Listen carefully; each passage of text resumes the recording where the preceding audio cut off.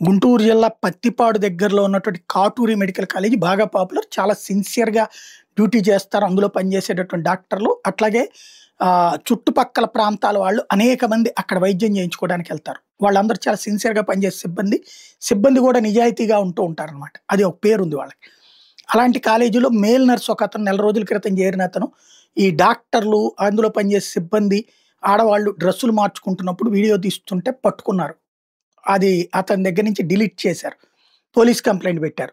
అయితే ఈలోపు సోషల్ మీడియాలో అంటే వాట్సాప్ గ్రూపుల్లో ప్రచారం అయిందేంటంటే 200 వీడియోలున్నాయి అతని ఫోన్‌లో. అతను చాలా మందియి తీశాడు అన్నటువంటిది ప్రచారం జరిగింది. అయితే అతని ఫోన్‌ని రికవర్ చేసినటువంటి పోలీసులు ఫోరెన్సిక్‌కి పంపించారు. అన్ని లేవు. బట్ వీళ్ళు గూడా ఆల్రెడీ పట్టుకున్నప్పుడు డిలీట్ చేసేసారు గాబట్టి, అవి రికవర్ చేయడానికి ఫోరెన్సిక్‌కి పంపించాము.